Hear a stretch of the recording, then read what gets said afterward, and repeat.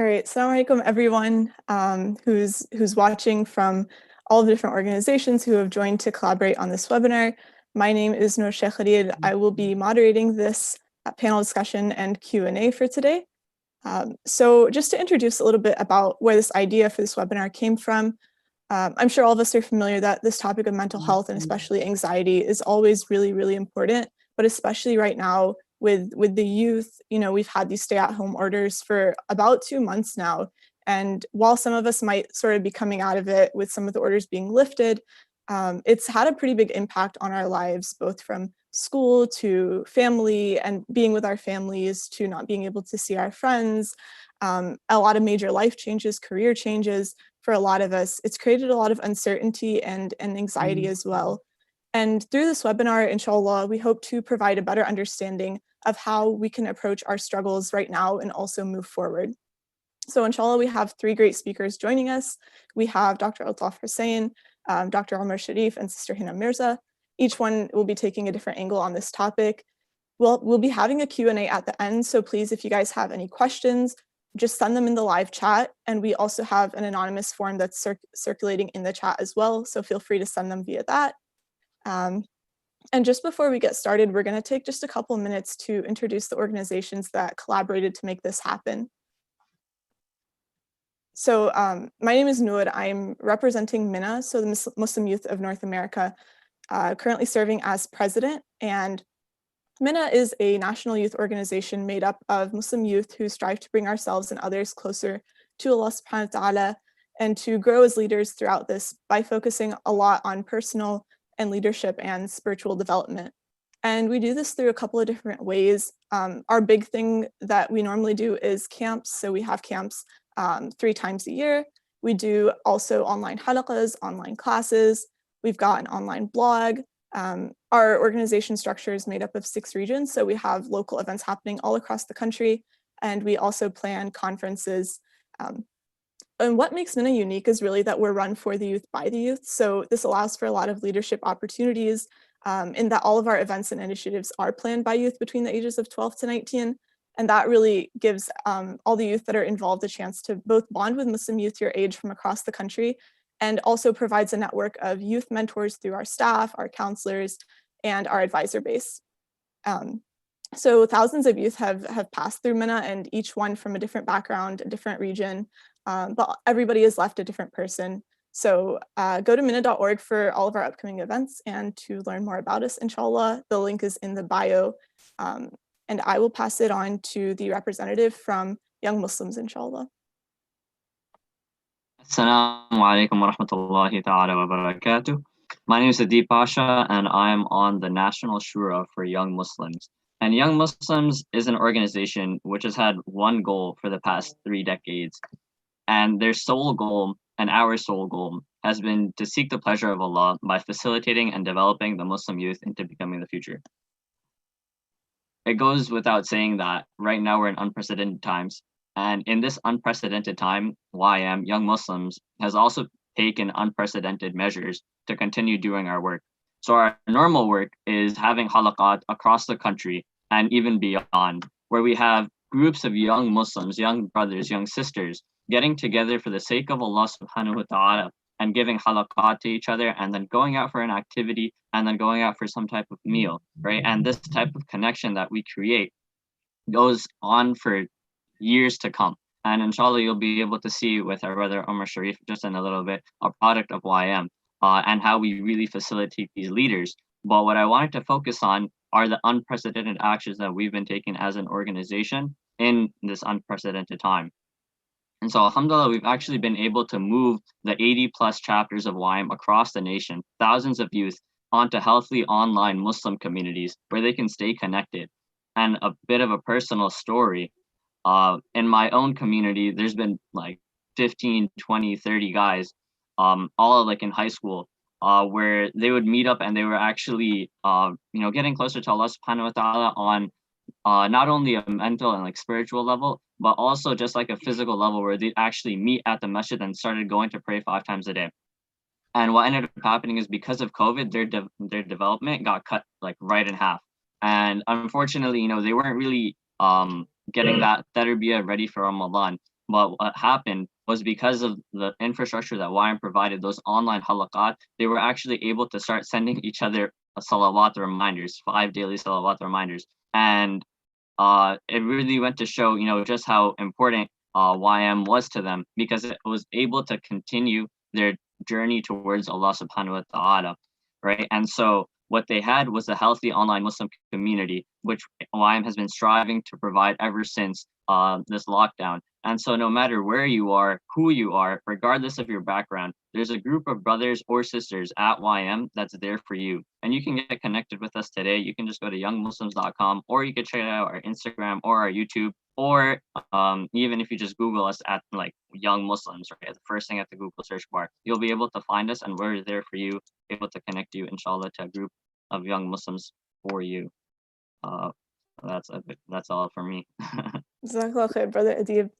And now I will pass it on to Sister Iman from American Muslim Health Professionals to speak a little bit about their organization.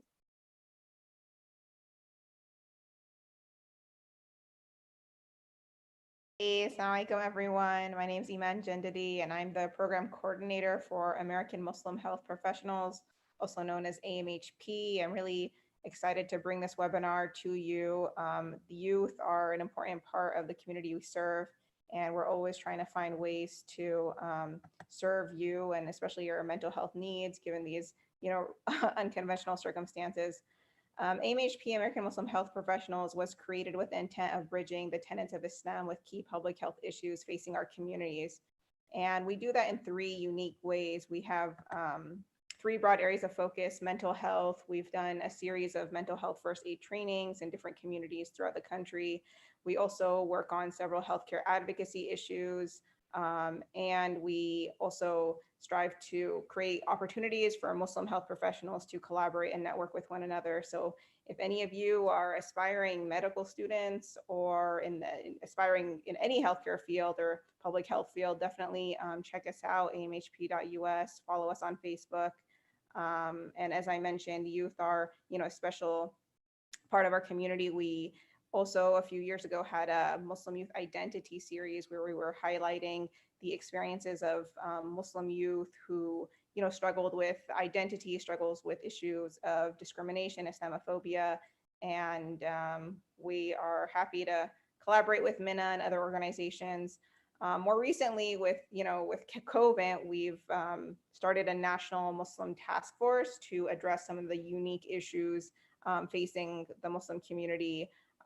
Issues around congregational prayers, issues around reopening of masajid, and then something like this webinar addressing kind of the unintended impacts of COVID, like mental health. So yeah, please check us out on Facebook and Twitter, and we look forward to hearing from you. Jazakallah khair, Sister Iman. I just wanted to note 2 things. One, another organization that also collaborated on this initiative was Naseeha Mental Health, and all of the links to all of these organizations' websites are in the description of this webinar, so definitely check those out. Each one can provide something really great for you, inshallah. And then one more thing to note, and I mentioned this at the beginning, but if you have any questions throughout the webinar or anything specific that the speaker said that you'd like them to explain or expand a little bit more about, definitely drop your questions in the chat, or you can submit them via the anonymous question form that's being sent as well, because we'll be having that Q&A at the end, so the speakers will get to your questions then, inshallah. All right, so I'm really, really excited to introduce our first speaker, Dr. Umar Sharif. Dr. Umar is a graduate of St. George's University School of Medicine, where he earned both his MD and MBA degrees. He is currently training as a postgrad Year 3 psychiatry resident physician at Nassau University Medical Center in East Meadow, New York.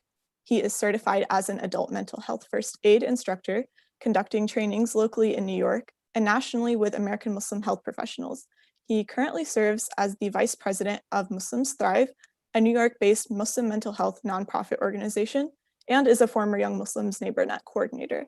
So Dr. Ahmed will address feelings of missing out and not progressing in school, as well as education during this time, and inshallah giving us some practical ways to cope with this.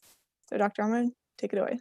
Awesome. Jazakallah. Thank you so much, Noor, for the introduction. And I want to thank everybody for joining us. A lot of different organizations came together to bring this webinar. So it's an honor for me to be sharing, I guess, this virtual stage with some amazing colleagues. It's tough to bring a bunch of doctors together during COVID.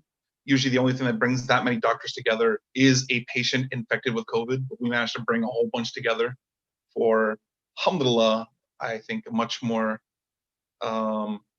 lighter purpose. So hopefully, inshallah, you guys are able to take something away from today, from one of us three.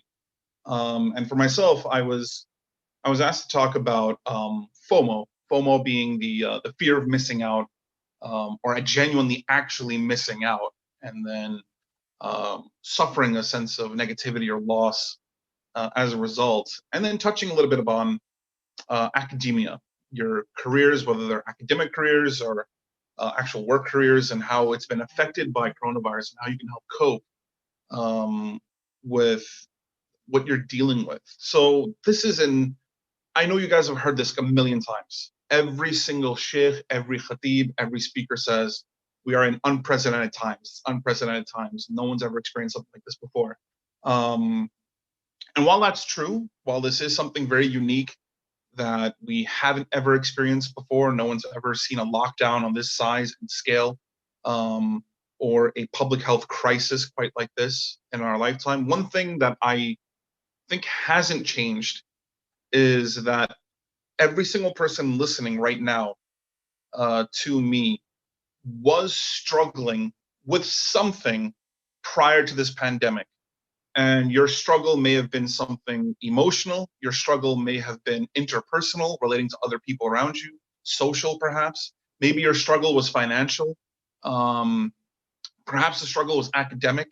You're having difficulty with your classes, or difficulty with where you want to be in life or what you want to do. Or perhaps your struggle may have even been something psychological. Perhaps you were suffering from some sort of depression or anxiety prior to this pandemic, but once the pandemic hit and everything went to full swing, there was some sort of change that occurred. And now whatever it is that you were struggling with prior to this has now either been amplified as a result of what you're dealing with in lockdown, or it might have been minimized because you no longer have to deal with something that you were dealing with pre-pandemic. So with that being said, the first place to start, and this is where I think every single provider always starts with this mindset, which is the first step to solving a problem, is acknowledging that there is one. And this is the first thing that I want everybody here to try and do, which is take a self-inventory. And what I mean by a self-inventory is to take time out to actually assess yourself and ask yourself how you're doing. And usually whenever anyone asks you, like if they WhatsApp you or they snap you or they hit you up on a DM and they ask you, what's good, what's going on, how are you doing? The first thing you usually ask, or the first thing you usually say is, I'm fine, or everything's good, or I'm all right. And superficially speaking, you might be right, but on a deeper level, it's not actually the truth. It's something that you're either trying to say because you're convincing yourself of it, or you'd rather not have a discussion right now about how you're not feeling good. So you'd rather just brush it over by telling someone you're fine and leave it at that, because I don't want to deal with whatever the deeper emotion is that I'm dealing with. And this has sort of become like our MO during the past 2 months while in lockdown, where everyone just keeps asking each other, how are you handling, how are you doing it? And we tend to just hide behind a barrage of memes or a bunch of like GIFs that we send each other online, because for us, utilizing memes or GIFs or just random emojis is a way for us to hide behind them without expressing what we're actually truly feeling, which is fear, uncertainty, anxiety, low mood, depression, self-esteem issues, or perhaps even something deeper than that, a crisis of spiritualism, a crisis of faith, perhaps. So rather than confront that awkward, difficult conversation with whoever's checking in with you, you'd rather just mask it and then hope that somehow internally you're able to process that. And this is now where these major issues come into play. The first and foremost is that because of the lockdown, we're now seeing a a really heavy reliance on social media that we weren't seeing before. And this is not me trying to be a boomer right now, by saying kids and their cell phones are always on their cell phones. I don't mean it that way. What I mean is that there's an even stronger reliance now on our phones and on our screens than there was before. Even now with this webinar, everyone's utilizing the internet, everyone's staring at their screen, everyone's sitting on either a mobile device or their desktop or a laptop to watch this. We are plugged in more than ever now. And because of that, it's a double-edged sword. In one respect, depending on how you utilize your screen time, it could be something greatly beneficial. It could be something that helps you, supports you, connects you with other people. This might be your lifeline to the outside world, to your friends, to other family members, or your lifeline to certain personalities or shuyukh or personas that you can draw inspiration or strength from. And can also be your connection to your career, your academics, whatever it is that you're doing, in terms of your livelihood. But the other edge of this sword is that excessive reliance on the screen time that you have during this pandemic can also harm you. And this is now the flip side of it. Flip side being that we live in an era where we are now shut indoors for our own health, for our own safety and health, and we hold in our hand a device with multiple apps, and on those apps, you can infinitely scroll. And I mean that on your gram, if you open up your Instagram right now, and you just take your thumb, you can keep scrolling and scrolling and scrolling and scrolling for hours on end. You can keep scrolling and never run out of content. Same thing if you go on Facebook. Same thing if you hit up, Reddit and other sites. You can literally just with your thumb endlessly keep scrolling, and the more and more and more you indulge in that infinity scroll, the deeper and deeper you sort of fall into this mental hole that you're in. You sort of perceive the entire world as that which you're able to connect with online. And what you're able to connect with online is everyone else posting photos, posting images, posting selfies, posting memes, posting whatever content they're able to post. And it becomes like a what used to be a water bottle of content has now become a garden hose you stuck into your mouth and you turn the water on. It's so excessive that you drown in it. This is where the FOMO comes in. This is where you subconsciously now begin comparing your life to the virtual life that you see everyone else around you living. You start seeing other people doing stuff in their homes, and you sort of ask yourself, well, how come they're able to achieve a level of happiness or perceived happiness, and I'm not? Why is it that I feel so down, or I feel so stuck, or I feel alone? I feel so incredibly lonely, but everyone else seems to be more connected than ever before. So this is what I'm talking about with the amplification. It amplifies whatever low-key issue you may have been dealing with pre-pandemic. Now you're seeing it hit you right in the face because you're face to face with these inner thoughts that you've been struggling with. Anxious thoughts, self-esteem thoughts, self-image thoughts, depressive thoughts. And when you amplify to this extent, this is where help is needed. And this is absolutely crucial. I want to emphasize to everybody here that that physical distancing and social isolation does not mean emotional withdrawal and emotional isolating. It does not. We tend to misconstrue the two, that just because I'm shut in my home right now on lockdown means that I disconnect from everyone around me. That's not the same thing. You can physically distance 6 feet apart from someone, but be more connected to them on an emotional scale and a psychological scale.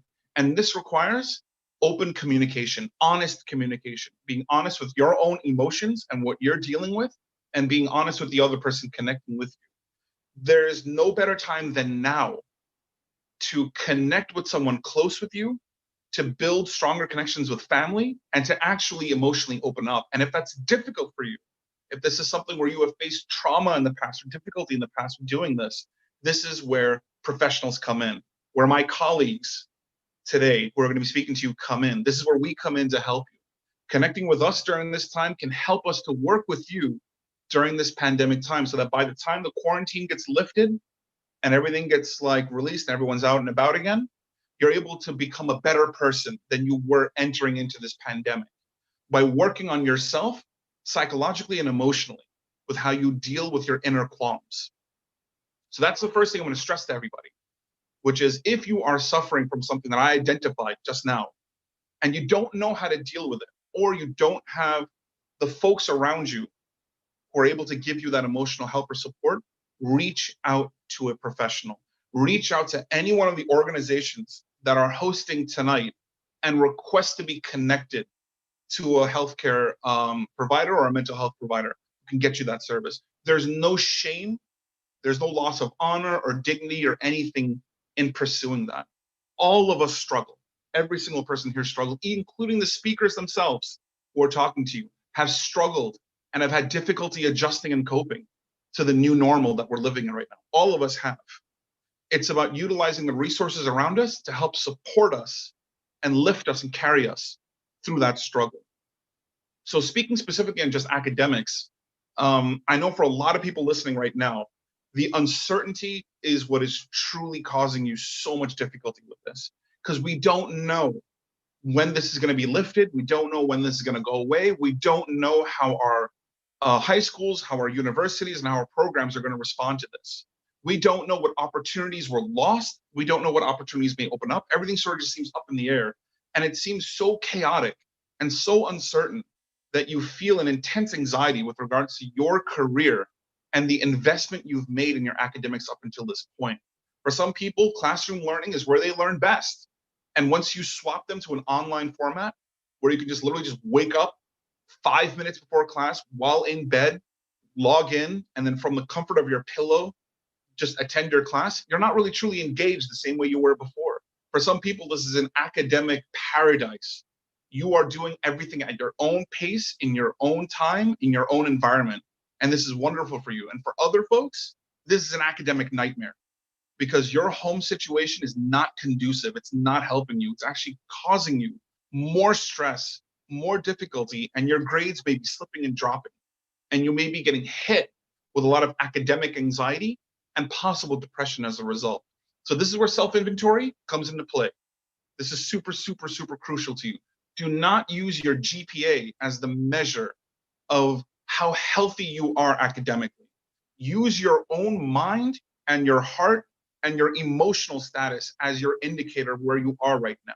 If you personally feel content internally with what you're dealing with, you're able to handle your academics, you don't feel the crushing burden of homework or schoolwork or whatever projects you have, then hey, stay the course. Ask for help whenever you need help. But if you do feel that burden, if you feel that this weight has crushed you ever since the transition has been made to an online format of learning, and you're unable to cope with this, this is where you reach out for help. This is where you reach out for help. I don't know how long this pandemic will last. I'm hoping they're able to switch back to our normal schooling, but anyone here knows that if you're living here in New York, where I'm from, schools have been shut down for the entire year. Ain't nothing to open up till 2021. So this is now where a serious reevaluation of your personal thoughts and feelings and emotions when it comes to your academic engagement needs to come into play. And if you have a difficult time with that self-inventory, if you can't really face hard truths about what you're struggling with, let a professional help bounce those ideas off of you and help give you that push you need to figure out where you may be struggling, where you may be weak, where you may be falling behind, and that help boost you forward. So that's as general, I guess, as I can be for my part. Unfortunately, I do apologize. I'm not going to be able to stick around for the Q&A. But if anyone has any particular questions, issues, comments, concerns, whatever, and you want to reach out, by all means, you absolutely can reach out. My gram handle is Big Sharif, BIGSHAREEF. And you can search me on my name on Facebook. You can hit me up on either. And I will do my best to help you, inshallah. And if I can't help you, I can help direct you to someone who can. So I ask that Allah subhanahu wa ta'ala help uplift everyone here, not just in terms of like your socioeconomic or financial status, but in terms of your mood and your heart and the emotions that you may have been struggling with pre-pandemic and the emotions you're struggling with during this pandemic. And I ask that Allah subhanahu wa ta'ala help bring all of us to a better and healthier psychological and emotional state when eventually things do open back up again. So Jazakallah khair. Thank you all so much for hearing me out. Thank you guys so much for the opportunity. It's been an absolute pleasure. Jazakallah khair. Assalamu alaikum wa rahmatullahi wa barakatuh. Jazakallah khair, Dr. Omar. That was really, really great. I'll just do a quick little recap. But with, like you said, with everything going on right now, and that can really create a lot more isolation that a lot of us are normally used to, unless we communicate with ourselves and with other people. And I really love that you brought up the point that if any of us are suffering from anything and that we don't have that support in front of us, or we don't have easy access to it, to reach out for support. And inshallah, even one of these organizations hopefully can be a big help. And then the other thing that I think was really, really relevant to what a lot of us are dealing with is that uncertainty with school and with future plans due to a lot of the academic disruptions. And that tip of not to use these material factors as a measure of our success, but rather our mental and emotional state as a guide for coping. I think that will resonate with a lot of people, inshallah, and it's a big help. So Jazakallah khair. All right, so I'm really excited now to introduce our next speaker, Sister Hina Mirza. So Sister Hina has over 17 years of experience as a writer, public speaker, and community engagement expert. She has a master's in counseling psychology with a focus on Islamic counseling and is a registered psychotherapist in Ontario, Canada. She specializes in implementing a positive model for healthy families and supports individuals who are struggling through emotional or behavioral issues. As a counselor, her aim is to create a warm and supportive environment where clients are enabled to seek positive change and growth by framing treatment planning with cultural sensitivity, religious values, and an awareness of individual needs. So inshallah, Sister Hina will be addressing the isolation and especially its toll on our relationships, and also giving us some practical ways to cope. So Sister Hina. Hey, assalamu alaikum, everyone. Absolutely wonderful to be a part of the organization with you guys running something so amazing and incredible. I actually had the fortunate opportunity to be at the Pacific camp, and I met Noor in person. And one of the things that I took away from my experience at the camp was how incredible our youth are today. Growing up, I don't think I realized how awesome you guys would grow up being. I've got, mashallah, 3 teenagers in my house as well as an 11-year-old, and I see them and I see the way that you guys develop and you think about your deen and how you're so excited to grow and to learn and to really appreciate what you have. SubhanAllah, may Allah increase you all and give you even more opportunities to connect like this. And specifically what one of the brothers was saying, Adib, earlier, that we've just transferred all of our tools from in-person to online. And that, I think, has truly humbled me. I know a lot of people were saying in Ramadan, we're missing out on the opportunity of going to the masajid and listening to lectures and halakas. But can you imagine, in 2020, we got the opportunity to share space with some of the most incredible speakers around the world who would have been speaking in their own masajid, but now speak in our own living rooms with us. It's definitely been an interesting Ramadan. But at the same time, it's also been a very amazing opportunity for all of us to really make our world so small so that we're all interacting so easily with each other. Like, so for example, me from Canada, getting a chance to speak to all of you guys out there in the United States. Alhamdulillah, when MYNA reached out, they asked me specifically to talk about family relationships. And that's sort of something what I do. As a therapist, I work with a lot of family conflict models, and I work with a lot of individuals who come in who may be having conflicts or difficulties or challenges with their family members. So kind of similar to what Brother Omar was saying, I'm going to go with, I'm kind of building off of what he was saying to you, that a little bit of this we're all going to have to normalize for ourselves. Okay, of course the anxiety is settling. Of course we're feeling unsettled and unhappy. And now that we're almost 2 months into this, of course everybody's getting weary and tired. And guess who you're spending the most amount of time with? Your family members. So alhamdulillah, people who you probably saw the least in your usual academic days because you were busy out at school, or if you were away at the college or university, or if you weren't residing at home, now you are actually seeing people that you saw very little of, and you're seeing a lot more of them than you would have ever imagined. So I want to help everybody kind of normalize the fact that if there were issues and concerns in your relationships prior to COVID and prior to the quarantine, of course you're going to feel the strain now. You know, if you weren't getting along with your mom, or if you were having a hard time getting along with your siblings or your older brother or your younger sister or dad or grandma, if there were relationships that were in strain prior to the quarantine starting, it's very natural that as the quarantine progresses, not only are those relationships going to be strained, but now exaggerated and extra strained and extra challenging and extra difficult. And that's okay, because look at your circumstances. When our circumstances change, obviously our interaction with people changes, our attitudes and our behaviors change as well. So when you notice that tension exaggerating, and when you notice that, your relationships are feeling, like that pull, that extra pull is there, it's time to take a look at it and help yourself grow during this time. Because subhanAllah, if Allah is putting us through this, there has to be a plan, right? Like there has to be a reason why we're all here. And whatever's bothering you the most, maybe that's the thing that you need to spend the most time looking at. So from my perspective, I'm going to talk a little bit about family relationships and how we can start looking at them from a different perspective. First and foremost, everybody's going through it.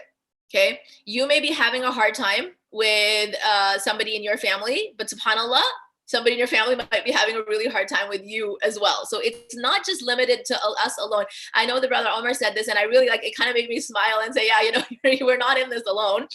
Every single one of us is experiencing the quarantine and the COVID situation from our own viewpoint, but also under the umbrella of a lot of similarity. So all of us have a lot of shared experiences.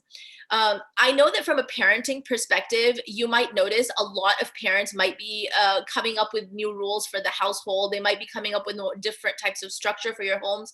And if you're used to that kind of freedom that wasn't existing before, or say, for example, if you're earlier on in the quarantine, you weren't of the opinion that I have to be home all the time.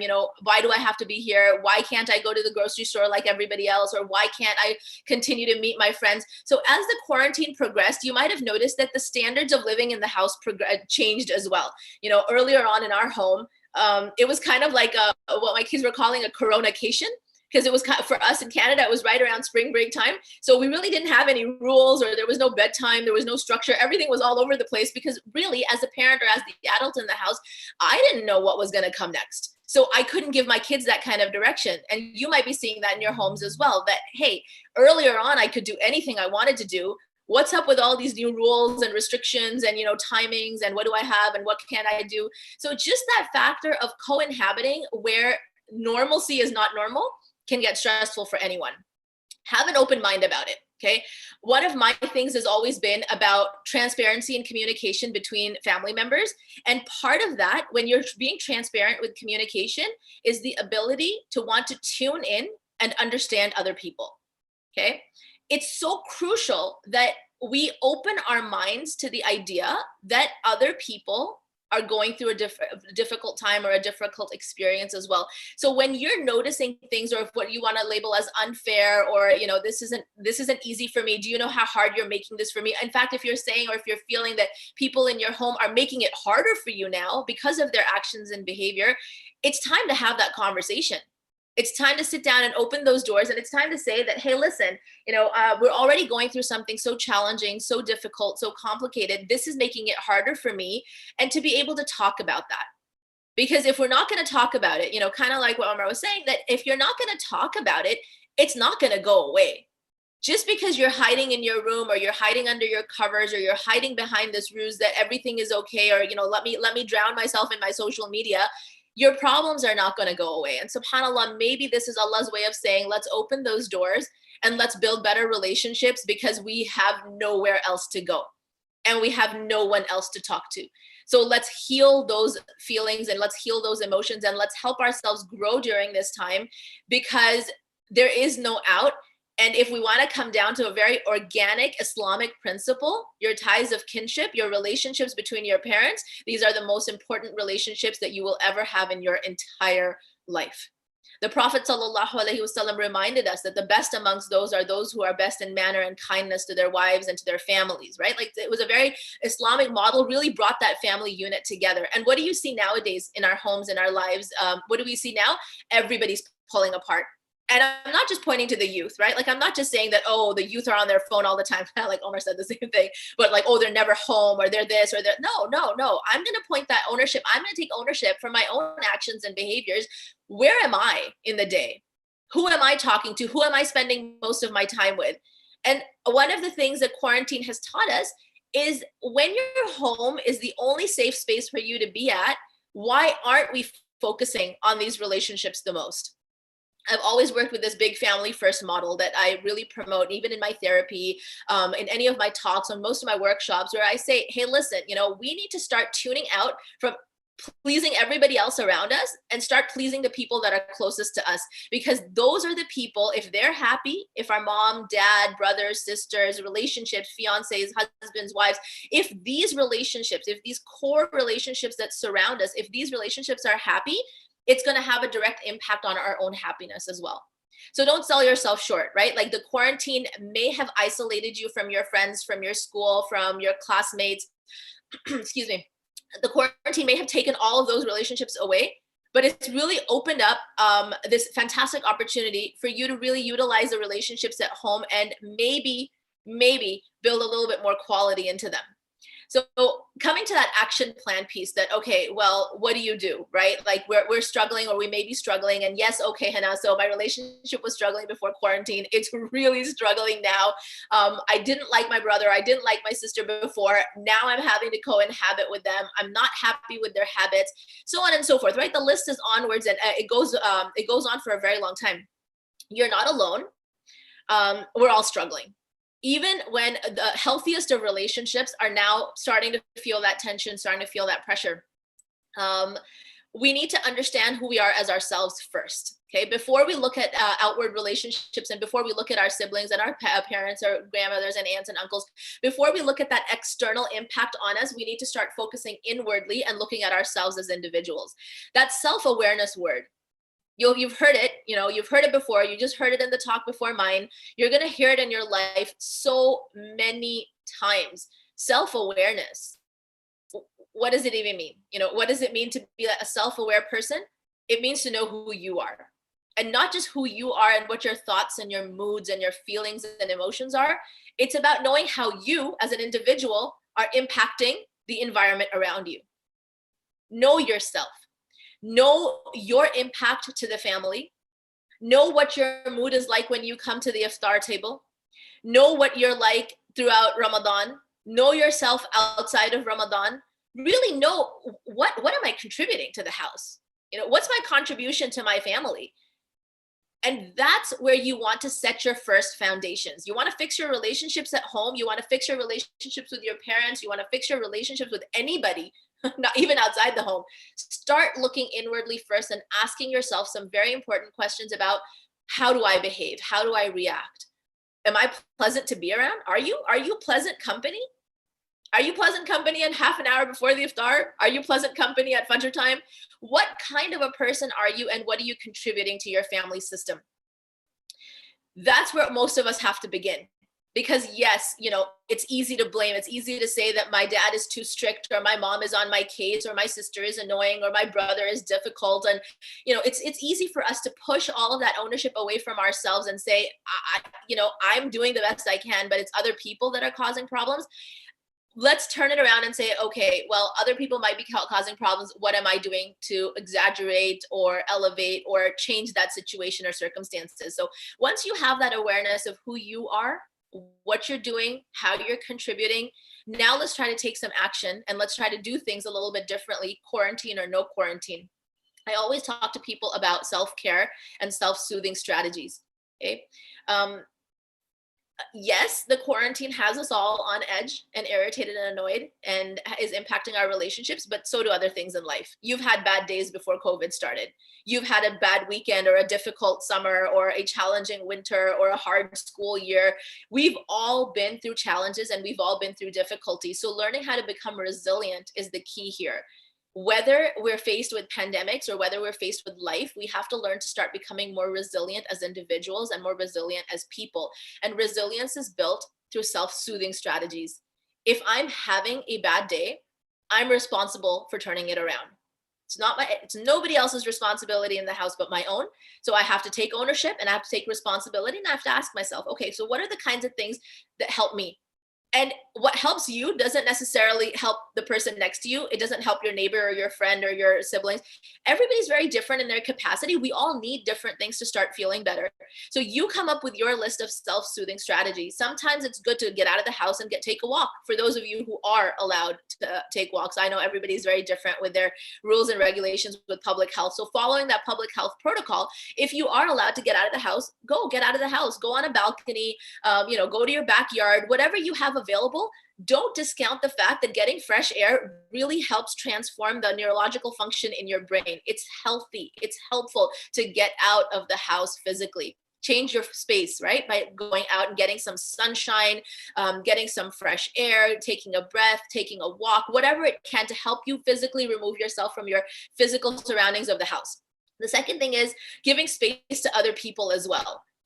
If you notice that somebody's having a bad day or having a rough morning, or if you're noticing that mood change or shift or anger or aggression coming from somebody, give them space. As much as it's important for us to have our own boundaries, it's really important for us to respect the boundaries of other people as well. So it's not necessary that if somebody's having a bad day that you have to add and make it worse. Sometimes just backing away and saying, oh, mom's struggling a bit. Let me go ask, is there anything I can do to help?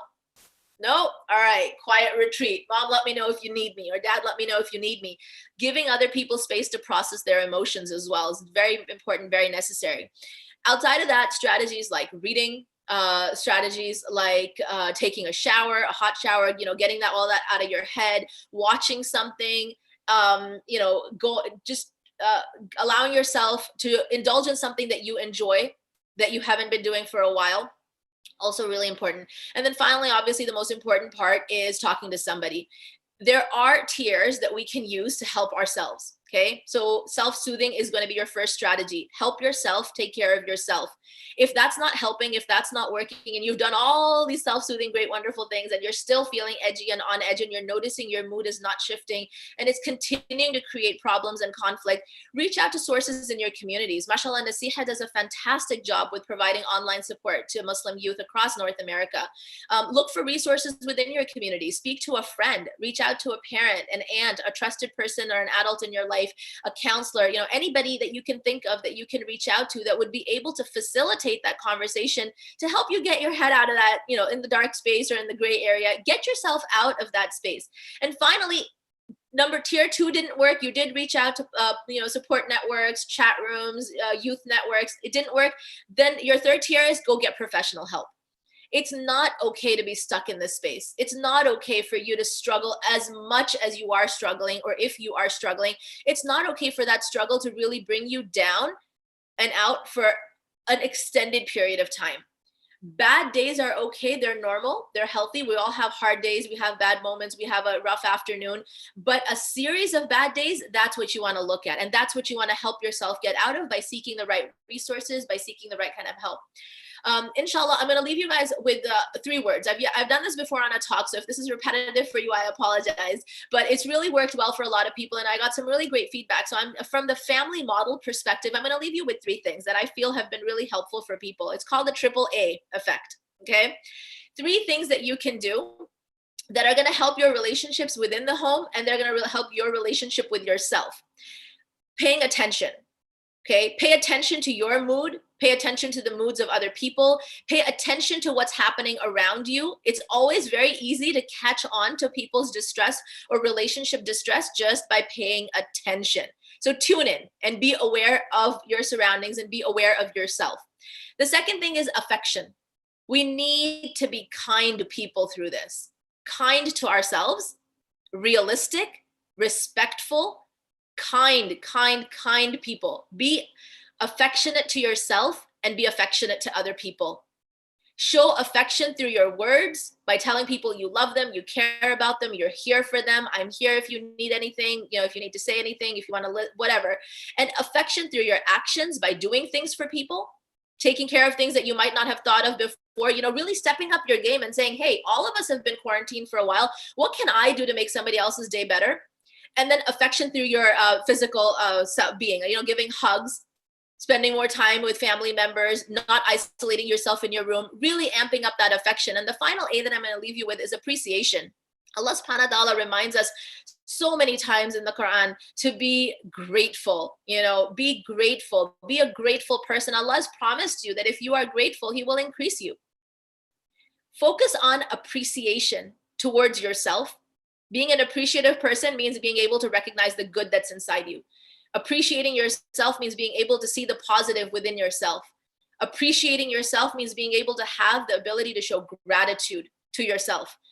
And then spreading that, showing gratitude to the people around you. Appreciate your mom today. For those of you who have one, appreciate your mom today for everything that she's been doing through the month of Ramadan, in her worship, in the quarantine, navigating all of this pandemic situation and keeping the household together. Appreciate your dad, appreciate your siblings, appreciate the people who are working so hard to put food on the table. People don't have jobs, they're really struggling out there. Appreciation, showing gratitude, alhamdulillah, really turns relationships around more than anything I have seen. If there's one thing that you can include if you want to increase the capacity of your relationship, show appreciation. And finally, the most important thing, show appreciation and gratitude to Allah subhanahu wa ta'ala.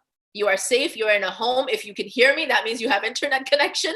Alhamdulillah, alhamdulillah, alhamdulillah, for all the wonderful things that Allah subhanahu wa ta'ala has blessed us with.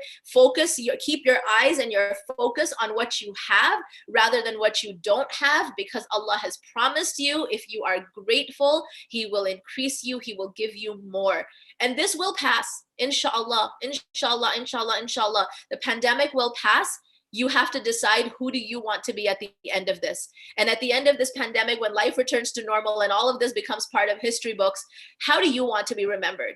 How do you want to be remembered? As what kind of a person were you during the pandemic? Were you that child who gave everybody a hard time that your parents are kind of like rolling their eyes on? Or were you the person that everybody could depend on and rely on? So remember the 3 A's, the attention, affection, and appreciation. And inshallah, I make dua that Allah eases the tension and the strains that anybody may have in their relationships, on their families.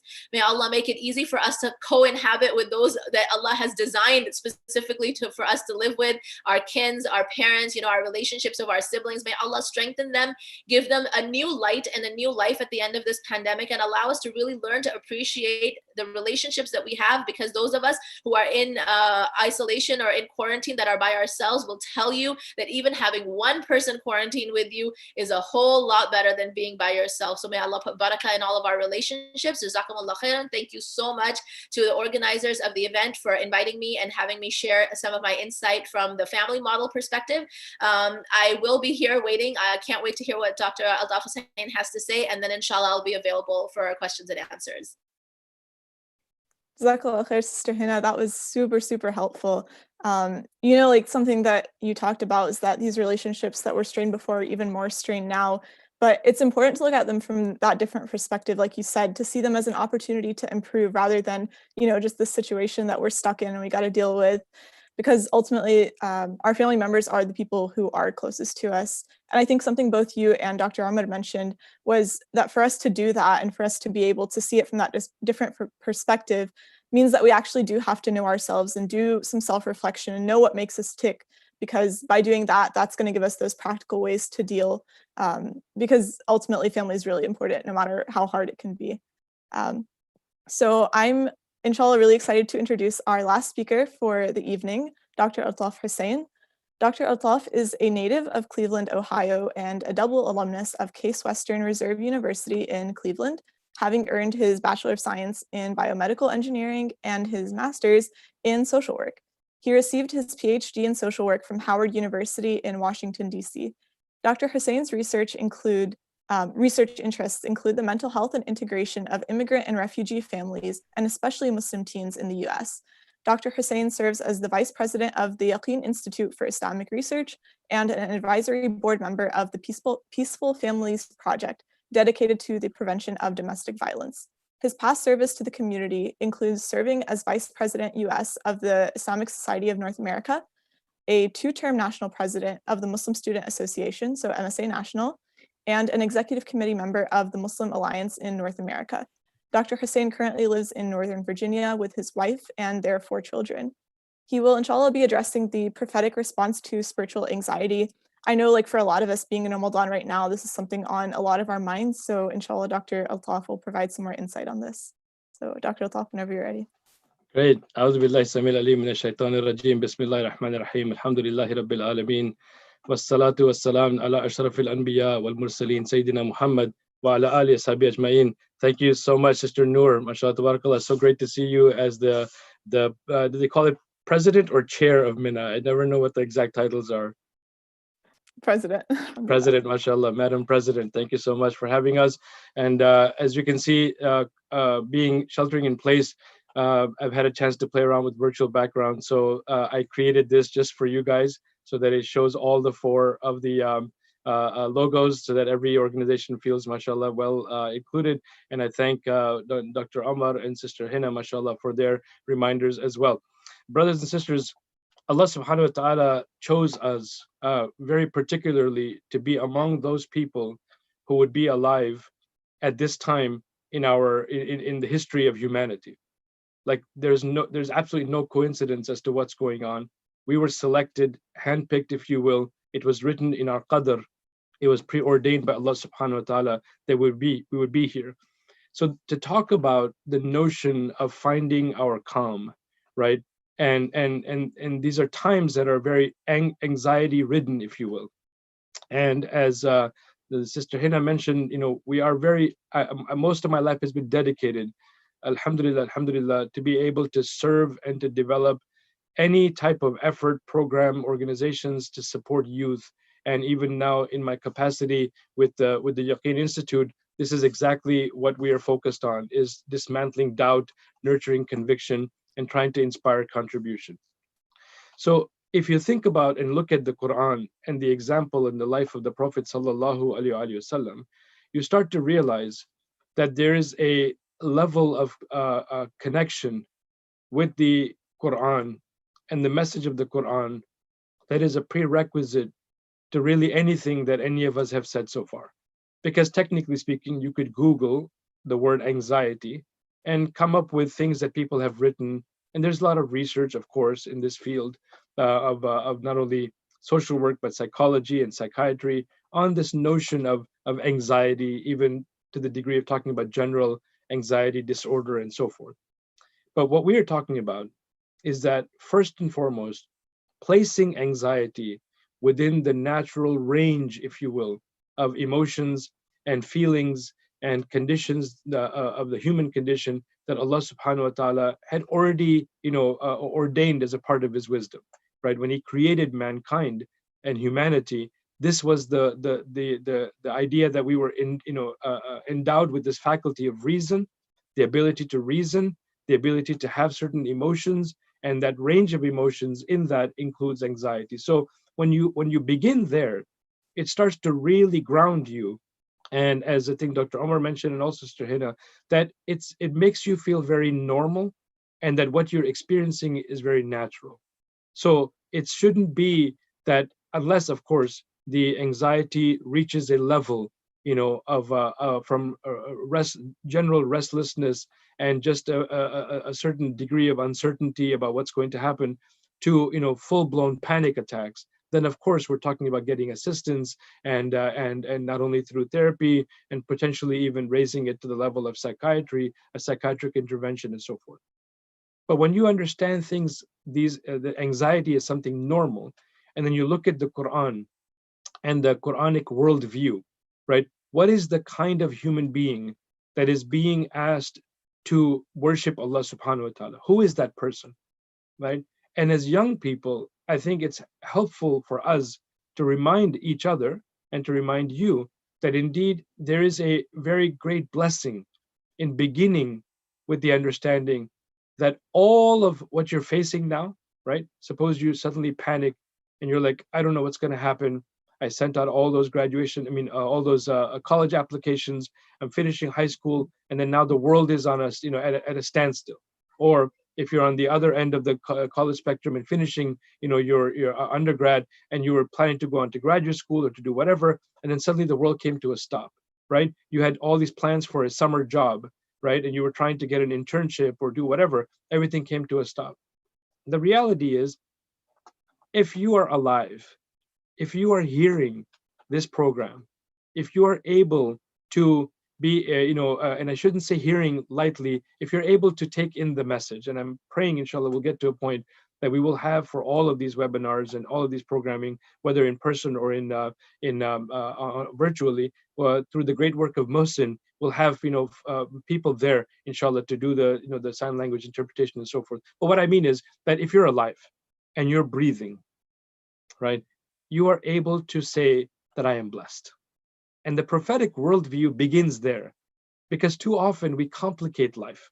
We complicate life and we start to categorize blessings. Well, I had this, but that's not exactly what I wanted, right? I wanted, if you will, to have the freedom to be able to drive, and so I got my license, and look, now I'm stuck because nobody is going anywhere, and so I can't even make good, if you will, on this promise that I had of this freedom that I was going to get.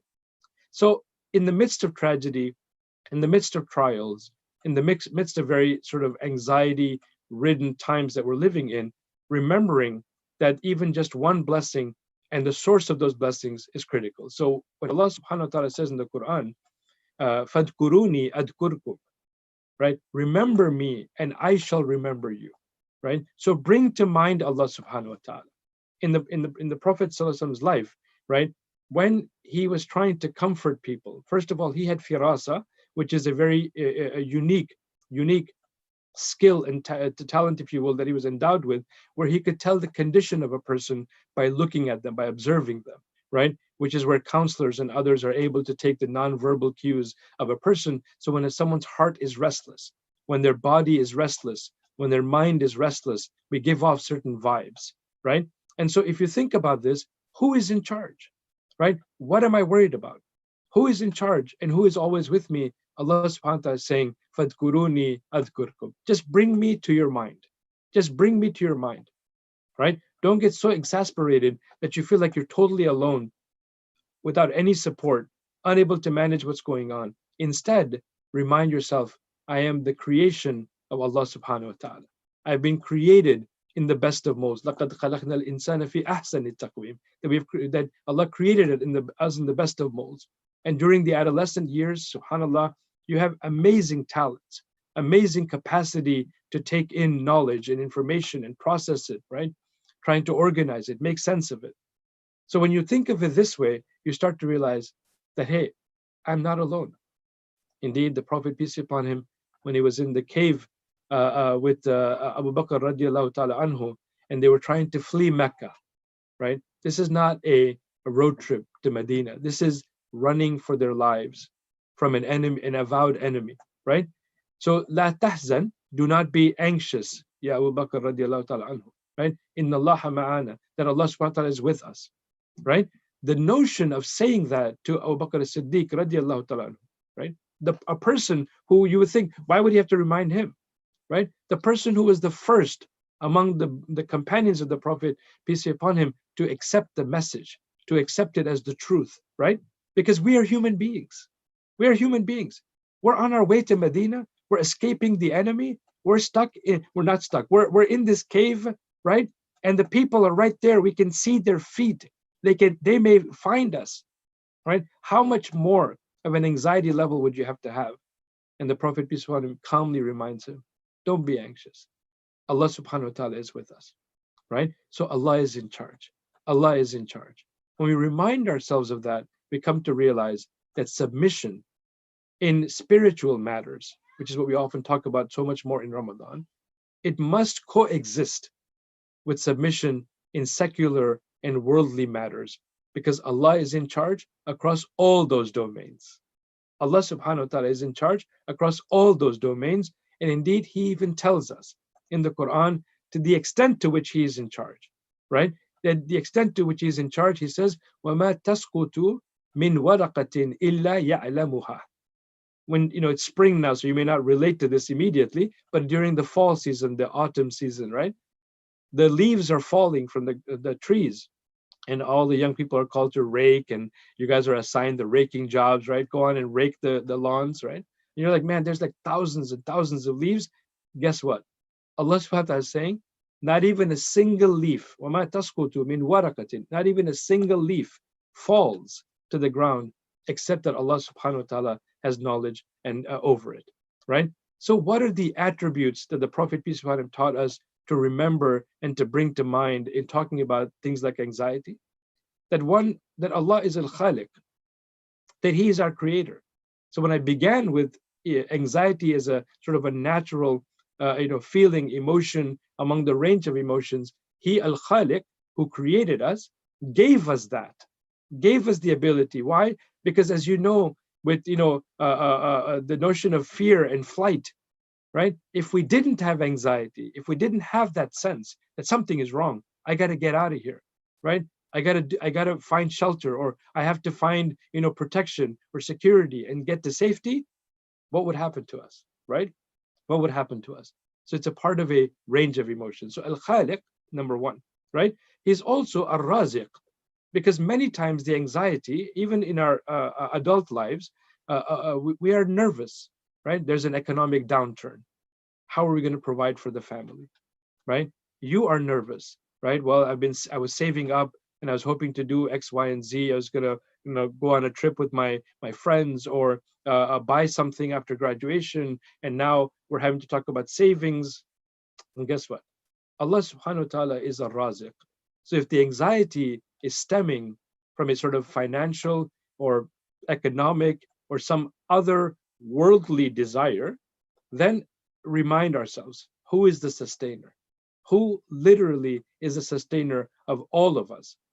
And when Allah subhanahu wa ta'ala says He is the one who yabsutu rizqan liman yasha, He is the one who expands the rizq of whomever He wills, وَيَقْدِرُ لَهُ, and He also constricts it and constrains it. Allah is in charge. Allah is in charge.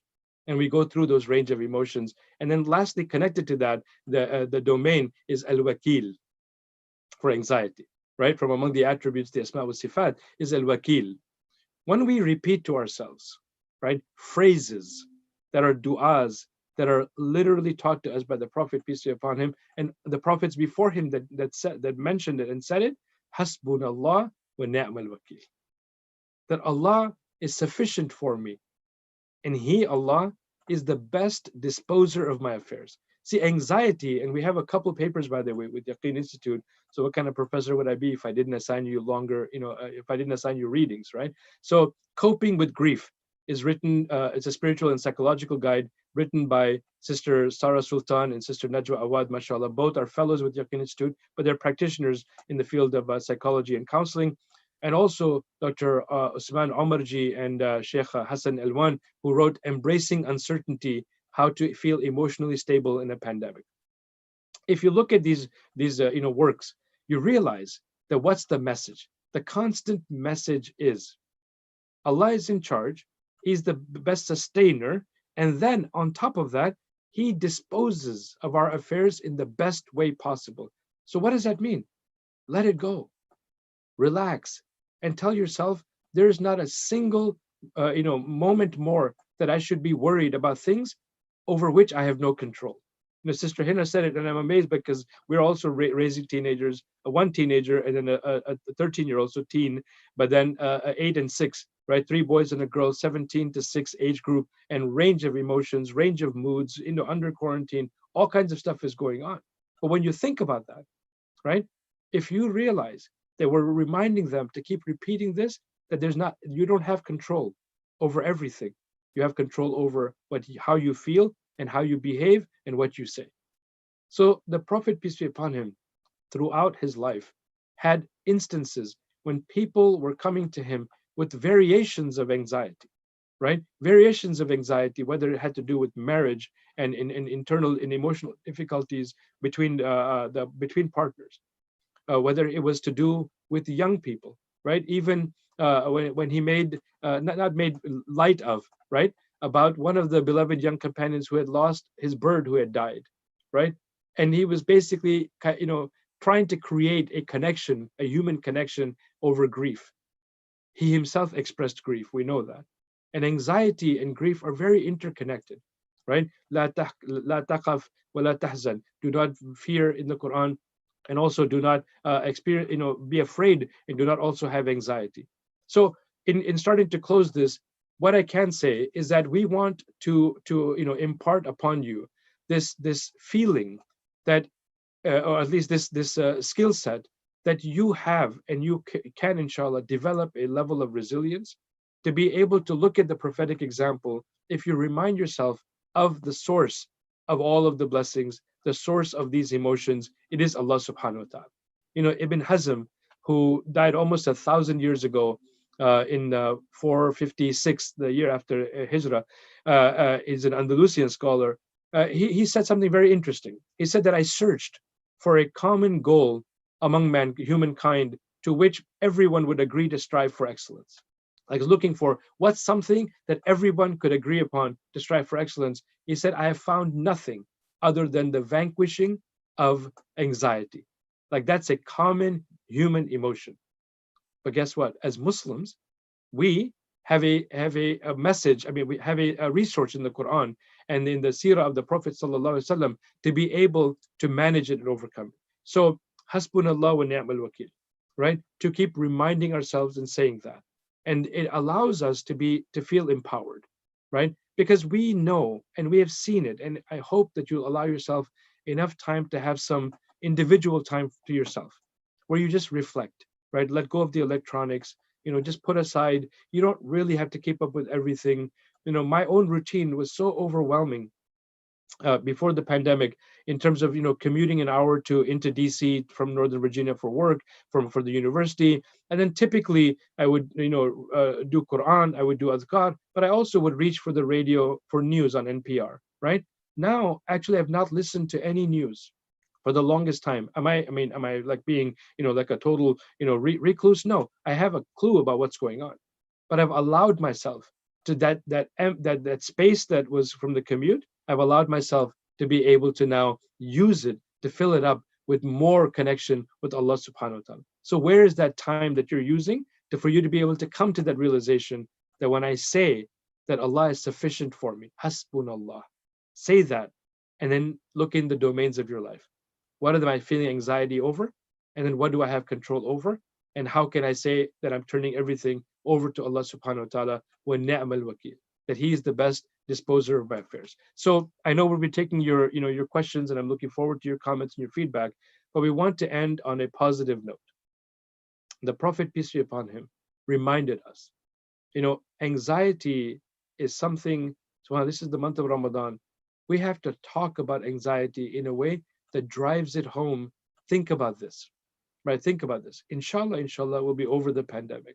They're looking for all types of, cures and vaccines, and what was the cause of it. There's enough science there to get us to a point of understanding. Imagine being 313 or so companions of the Prophet, peace be upon him. It's the 17th of Ramadan. The enemy is attacking you. And if you all die, nobody is left to worship you. And the Prophet, peace be upon him, raises his hands in the middle of that difficult situation of uncertainty, complete uncertainty as to what's going to happen. And he says, oh Allah, if this group of believers is killed, is destroyed, there'll be no one to worship you. And what does Allah subhanahu wa ta'ala do? He sends to them victory through angels who literally defeat 1,000+ force, and they were only 300 some. The positive outcome of anxiety and conquering anxiety is that you start to feel a full connection with Allah subhanahu wa ta'ala. You don't stop trying. You don't stop taking responsibility for your actions. You don't stop being aware and mindful of who you are and where you are, but you start to realize there's only so much I can do. So brothers and sisters, go and do it. Go and do it. Don't sit too long sulking over something that's happened. Go and embrace your parents, your siblings, whomever upset you. Go and tell them, can we talk about this, right? We're not, in another webinar I had mentioned, we're not going to actually solve every single family issue because we're in the pandemic. That's not the goal. Please don't try to do that. That's not what we're trying to say. We're just saying, let's start to address some of that, which kept getting sort of pushed aside and maybe is causing you anxiety. So anxiety in relationships, anxiety in terms of career and future, anxiety in terms of economics and economic conditions and finances, right? Anxiety, as I mentioned, even on an individual level. Who am I as a young person? What is my connection with Allah? Why is it that my parents or my other siblings are crying when certain verses of the Quran are recited, but nothing is happening to me? I could be anxious about that. I could actually be quite anxious about that. And I hope you are, because that comes from Allah subhanahu wa ta'ala. That level of anxiety, of feeling a disconnect from the Quran, comes from Allah subhanahu wa ta'ala. Don't fight it. Take it, but then do something about it. Get up and do something about it, inshallah. So I will turn it back over to Sister Noor, inshallah, and I look forward to your questions, your feedback, and indeed to hear my fellow panelists, Dr. Omar and Sister Hina, inshallah. Jazakallah khair, Dr. Altaf. That was very, very powerful insight, mashallah. For us to be able to recognize that this struggling in this time is okay, and to have that anxiety is normal, and it's something that so many people are dealing with. But the other thing that you mentioned too is to recognize that by being alive, that in and of itself is a blessing. Ultimately, Allah subhanahu wa ta'ala is here with us, and He's going to provide for us just as He did for the Prophet sallallahu alaihi wasallam and his companions in all the difficulties that they had. So Jazakallah khair for that. So I am super, super excited, inshallah, to open this up to our Q&A. I just wanted to mention that, again, we have a form that's in the YouTube live chat. So if you want to submit anonymous questions that way, definitely feel free to, or if you'd just like to send it straight into the chat, that's also fine, inshallah. So we're going to start with some of the questions that we received through our form. So to start, I am very depressed as I am usually an extremely social and active member in the community. Now I feel disconnected from my community.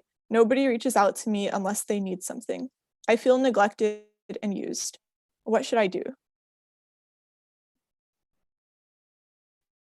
Jahina, what should they do? I was gonna say, are you gonna cue us as to who's answering the No, question? no, go ahead. Or should we do a draw for straws? Who's No, taking this one? Okay, Go well, ahead. first of all, just dua is going out to the person who submitted the question. Inshallah, may Allah make it easy for you and for your challenges. I think one of the main themes that was talked about today on this forum was just normalizing that this is a very normal behavior. It's very normal for people to feel down and out and disconnected from their communities. We're all feeling it in our own different ways. So, alhamdulillah, I have lots of appreciation for the fact that you're able to write this out, because you're not the only person who's feeling that way. So thank you for sharing that question. When it comes to feeling disconnected from community, I think this is, Dr. Omar said this in his talk. He said that everybody's a different type of learner. Some people like the online platform. Some people like being in a classroom. So I want to turn it around, and I want to say everybody is differently social. Some people really like the fact that they just have to socialize now on their phones and they really don't have to meet in person. And some people are actually missing that physical connection with others. Whatever your style of being connected to others was, you might just be grieving that physical contact, because socially you have opportunity to connect with your friends. You have platforms to attend halakas. You have platforms to just, hang out. There's lots of apps now that are doing these hangout parties for kids that, you can arrange a group with your friends. You can do video chat. I appreciate the fact that you're right. This is not the same. So if you're grieving what you used to have, like say, for example, the opportunity to go grab coffee with a friend or have dinner with a friend, be able to accept and acknowledge that. Recognize that this is something that you've lost because of the quarantine. But also, I just want to remind you that, alhamdulillah, it is a very temporary phase. Dr. Altaf just reminded us that Allah has chosen us in this specific time to live through this specific pandemic. And alhamdulillah, if you are one of the chosen ones, then Allah knows that you have it in you to come through this. When people say words like I'm feeling depressed, I always want to proceed with a lot of caution, because depression can have a range for different individuals. So if you are struggling, remember in my talk, I told you, I gave you the 3-tier model. I'm just going to remind you of those 3 tiers. If you're feeling depressed, or if you're feeling upset, and if you're feeling disconnected, number 1, do the self-care. Try to see what you can do to help yourself get out of that negativity. If that doesn't help you, go to tier 2. Reach out to trusted friends, family members, adults in your community, online support networks, whether it's youth networks or government public health sponsored, but reach out to networks. Naseeha has a great example for that. And number three, if you realize, you know what, I've tried everything that Sister Hannah was recommending, nothing seemed to work for me. Now it's time to reach out for professional help. And there's no shame in saying I'm having a hard day. Sometimes people come in for one session, and just by sharing and offloading everything they had to say, they walk out of there feeling so much better. SubhanAllah. And what was it? Just like a little bit of conversation with somebody that could help keep you, direct you, and help keep you on a path of positivity. So use that 3-tier model. Inshallah, somebody is able to help you in that process. And last but not least, as I said, make sure you reach out for professional help if nothing else is working. Jazakallah khair. Jazakallah khair, Sister Hina. So our next question is, I see a psychiatrist for my anxiety, but my parents are really against it and always cancel my appointments. They always belittle me and say that these mental struggles don't exist and that I should just pray. And I do, but I still can't find that ease in my heart. How should I deal with this situation?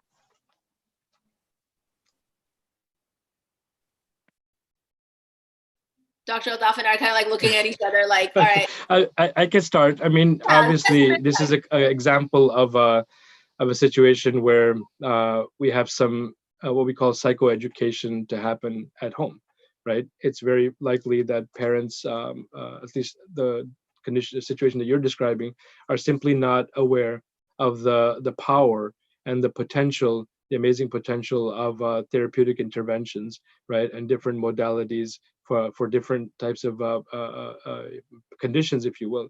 So I wouldn't, if they're belittling, if those things are bothering you, then clearly, you need to have a talk with them and just say, look, when you say this, here's what's really happening. Here's what those words are doing to me.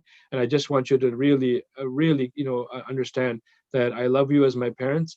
But in order to be a better person, in order to get closer to Allah subhanahu wa ta'ala, in order to even make sense of my prayers, in order to even have a sense of khushu' and concentration in my prayers, I need to get this. I need to get this therapeutic intervention. And so please support me in doing that. And also develop some filters to sort of, kind of wipe away the stuff that they're saying. Because regrettably, sometimes I'm a parent, and I know we say things sometimes we don't mean them. We're having a bad day. Or we're just genuinely not understanding what's happening with you. So have patience with them, respect them, love them. They're your parents, but do try to have a heart to heart with them to say just the power of this intervention in your life, inshallah. Okay, inshallah. Thank you so much for that. This next question, I'll target it towards you, Dr. Altaf, and then Sister Hina, if you'd like to add on as well. How can you come to terms with being depressed and anxious as a Muslim, especially during Ramadan?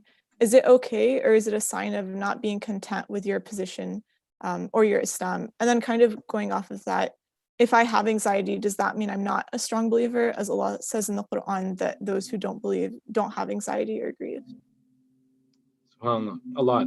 So I'll take a portion of it, and then inshallah Sister Hina can add and elaborate further. So to be very clear, for a long time we have regrettably associated any type of emotional sort of fluctuation with a direct connection to Iman and the level of faith, right? It's regrettable. It's not how Islam is. It's not how our teachings are. And so even the level of Iman, and I will just only refer you to you can Google the hadith of Hanzala radiallahu ta'ala anhu, and just look to see what he was experiencing and how he literally thought. Here's a beloved prophet, companion of the Prophet, peace upon him, who thought because of a fluctuation, not even depression or anxiety, just a fluctuation in his Iman, he thought that he had become a hypocrite, a very serious and severe charge, right? So who are we and what are we expected to do? First and foremost, you cannot say you are a red-blooded human being if this pandemic didn't do something to you. You have to be, really, there's a lot going on with you, mashallah, tabarakallah.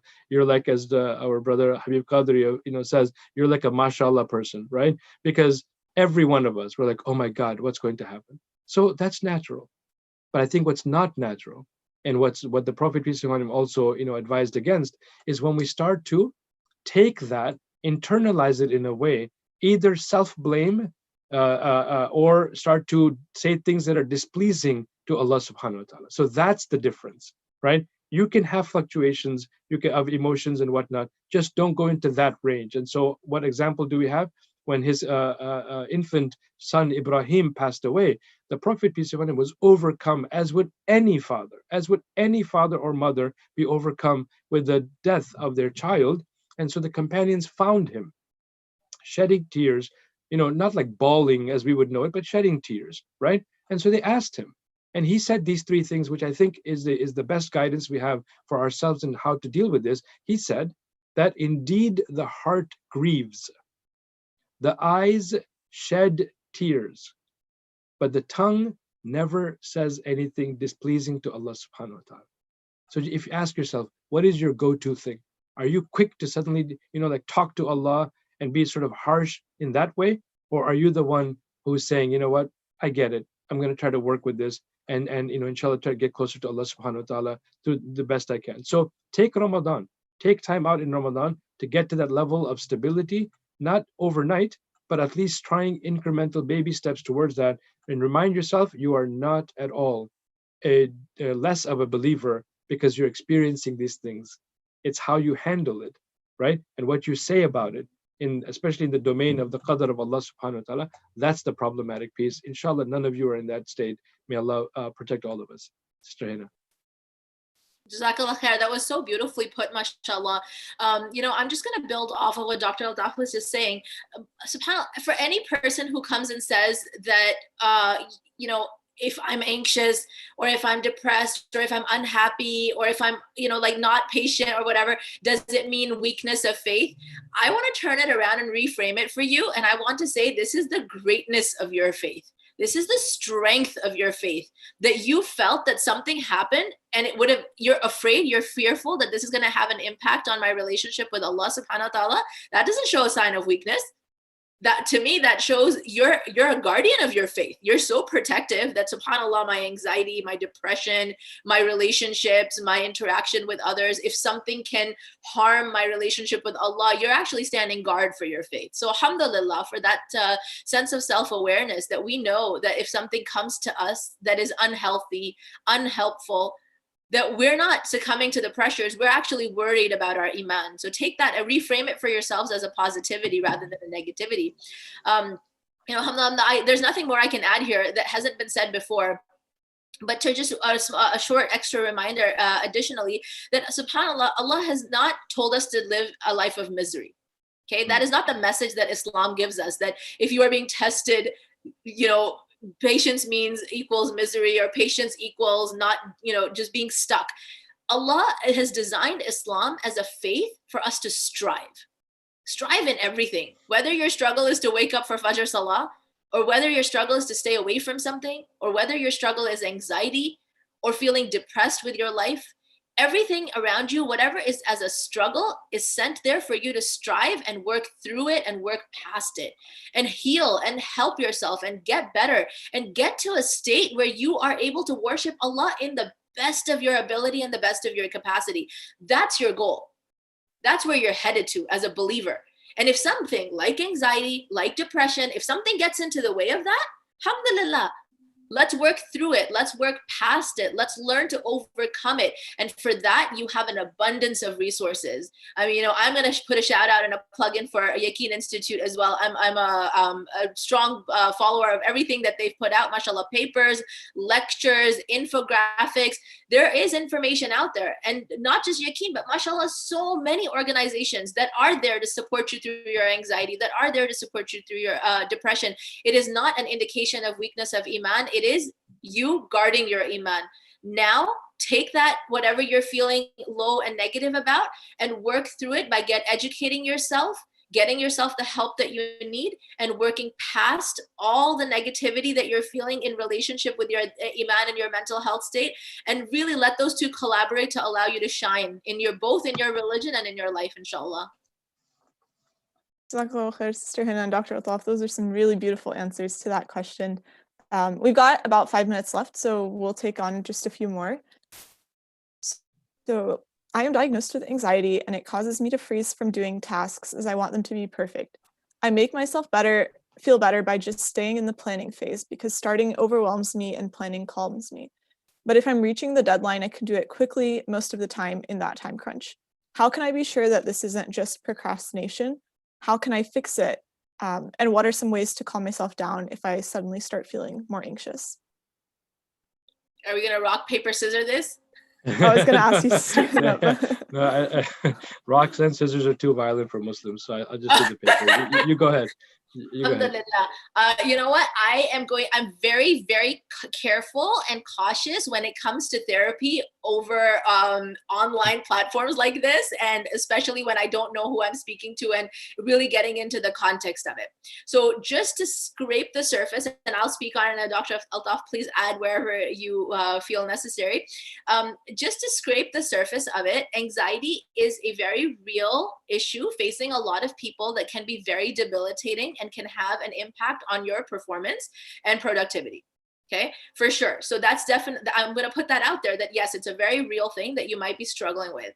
Because I don't do this shoot in the dark kind of therapy with anyone, just due to the sensitivity of the matter, I'm going to say this to you, that if you feel like your the planning phase does not equal the result that you put out there. So let's say, for example, you spend a lot of time planning, but the result that you got was not reflective of all of that planning, and it's making you unhappy and you're struggling with it. It's time to talk about it with somebody. Okay. You mentioned something that, I have anxiety. I think, Noor, sorry, did you say that this person's diagnosed with anxiety? Yeah. Yeah, right? Okay. So that means that if there is a diagnosis, that means that there must be a professional healthcare provider who has facilitated this diagnosis. Go back and ask for some assistance. Have this conversation with them and really try to dissect to see, is this procrastination, or is this, the freeze that I'm feeling is what's really unhealthy. It's like a reflection of my anxiety. I know that it feels like I'm copping out. I'm not giving you a real answer, but I'm going to caution all of you guys out there who are listening. If you are struggling with something, it's worth picking up the phone, talking to a helpline, or, talking to a professional, because it's really unfair for even someone like me to say that, hey, let me answer this question and give you a solution that's going to have a life impact. I tend not to do things like that. So that's what I would recommend to if you are diagnosed, please go back to the person who, the mental health professional who helped you, and try to see if you can work through that, inshallah. And your religion is so beautiful that it allows you to actually get to a point of preparation and then trust in Allah subhanahu wa ta'ala. So that may be the part where you have to get yourself to a point where you say, you know what, I've done the best I can. I've studied as much as I can. I've planned as much as I can. There's nothing more I can do. So I'm going to go ahead and actually start working on it. And this, by the way, in wudu, if you think about it from a psychological point of view, right? Wudu, the idea of mandating at least 3 times, right? There are many people who would never get started to pray if they felt they were not clean enough. But we were just told, just do it 3 times. If you have water, just do it 3 times, and that's sufficient.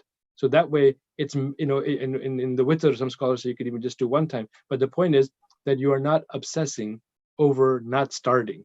You're done. You were asked to just do this. And of course, there's other fiqh in terms of stains and whatnot, but just the basic idea, right? So plan the best you can, and then start, inshallah, and then trust in Allah subhanahu wa ta'ala, and then do that on small projects, and then build yourself up to larger projects, inshallah. Inshallah. So we have time for just one more question, and I'll open it up to both of you to share your thoughts, inshallah. So I have a very close friend who's struggling with anxiety, depression, suicidal thoughts after being trapped in the house, and all of the stress with these times. Do you have any advice for them or for anybody who might be feeling a similar way?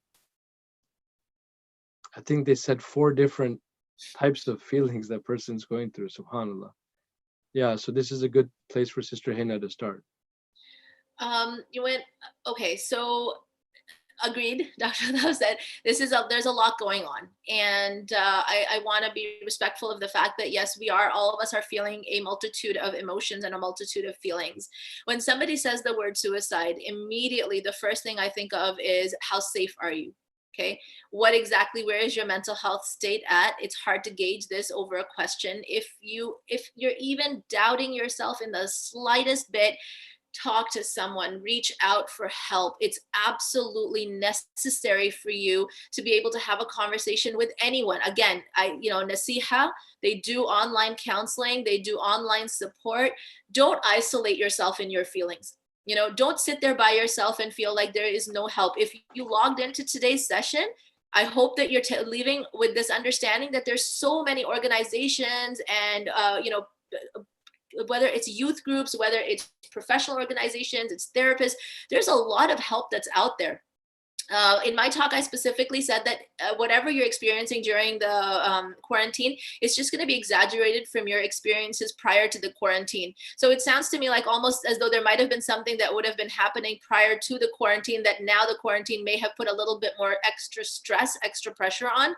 I think if anybody feels so suffocated that they're thinking of end of life discussions are happening in their brain, or they're feeling so overwhelmed that they're thinking anything but this would be better, it's time for you to get some professional help and reach out to an organization or a mental health provider that is going to be able to really assess your situation for you and to provide you with your next steps, what you need to take given your situation and circumstances. Alhamdulillah, there's always some next steps. Okay, nobody's going to say to you that, oh, I'm sorry, doors closed, you're stuck in quarantine, there's nothing you can do. That's not the answer.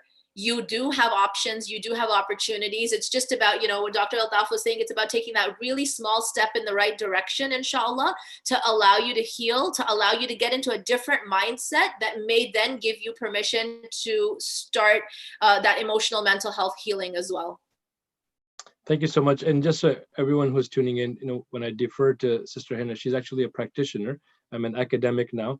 And so it's always better to, defer even in our own interactions to those who are actually, mashallah tabarakallah, practicing now and in the field. So, the person who asked the question on behalf of their friend, so this became like a asking for a friend question, then I think the Family and Youth Institute also comes to mind because they have several toolkits on grief, on suicide and so forth. The biggest thing we can say here is that be there for your friends. Be there for each other. Mutual support, peer support is infinitely greater than anything else we could talk about. Even in learning, peer-to-peer learning has so much more power because of that ability to, explain to one another on the same level, same understanding, without condescension, without sort of, a talking down feeling and so forth. So ideally, we would have had, more time, obviously, to discuss what it is that all these young people may be experiencing. But to the extent that you brought up these conditions, we do say, as Sister Hina mentioned, nothing about prevention, nothing about harm to oneself should ever be taken lightly. Whether it's just an ideation, suicidal ideation, or in fact, even in an actual, people who were actually living alone, they were very scared when they've had a history of mental health issues, especially with physical harm to oneself, when they were going to be in sheltering in place, because they thought, subhanAllah, what is going to happen to me, right? So I had recommended in different situations to please increase FaceTime, increase contact with family and friends who support you. Do not increase anxiety with calling and checking up on someone who you got a beef with. Just let them be. Inshallah, Allah will reunite you at some point, if not here in Jannah, whatever. But get to people who will be supportive of you. Get to people who will uplift you, who will really make you feel, inshallah, better. And so we be there for that person. I'm really glad you set this question in on behalf of your friend. May Allah bless you for your concern, but please do work with them, be there for them, but don't wallow in their, if it is a form of self-pity, don't wallow in it with them. Be the uplifter, right? Don't go there and then go down with them in the emotion. Bring them up and say, hey, look at another blessing. Look at another blessing. Memories where you felt like, both of you had a very positive time. Go back to those positive memories and keep uplifting each other, inshallah, and Allah knows best. All right, Jazakallah khair, Dr. Altaf and Sister Hina, not only for those answers to the questions, but being on today and for all the insight that you guys shared with us. I'll close, inshallah, with just a couple of practical takeaways. That there are so many stresses coming from literally everywhere. All of the speakers already talked about this, but from family and school, the news and social media. And what's really important for us right now is to recognize where we personally are at in these struggles. What are the things that stress us out? What are the things that are causing us anxiety? And by doing that, then we can work to address them. And then we can work to seek the proper support and the proper resources that'll help us. And something that you said, Dr. Outlof, is ultimately connecting ourselves back to Allah subhanahu wa ta'ala by recognizing that He's with us and He's there with us when nobody else is. And that hadith that you mentioned, I'm just going to mention it again because it just, subhanAllah, but you said, indeed, the heart grieves and the eye sheds tears, but the tongue never says anything displeasing to Allah subhanahu wa ta'ala. So again, like connecting ourselves back to Allah, especially in Ramadan, but in the ways that we're capable of with the situation that we're in right now. So again, thank you guys so much. Thank you to our speakers, all of the attendees for spending some time with us this evening. Also to all of our organizations that came together to put this on. Again, all of their links are in the description. The speakers also shared some of their contact information in the chat. So reach out for whatever support you need, whether that's mental health wise or youth group wise, and whatever support that these organizations can provide, inshallah. For everyone's information, this webinar is being recorded and the recording will be available on the MYNA YouTube channel shortly after. And I also want to encourage everybody to please fill out the survey that was sent in the YouTube chat. By doing that, all of these organizations will be able to better provide for what you're looking for and what we can further provide in the next couple of weeks, months, inshallah. So jazakallah khair everybody for joining us and have a good night, inshallah. Assalamu alaikum. Thank you so much. Assalamu alaikum. Jazakallah khair, guys. Assalamu alaikum. Good seeing you, Sister Hina. Assalamu alaikum. Thank you, Sister Nur. Thank you so much, Sister Iman, Sister Brother Adib, and Sister Rahma. Thank you so much. Assalamu alaikum. Assalamu alaikum. It was a pleasure. Thank you. Always you want to cycle.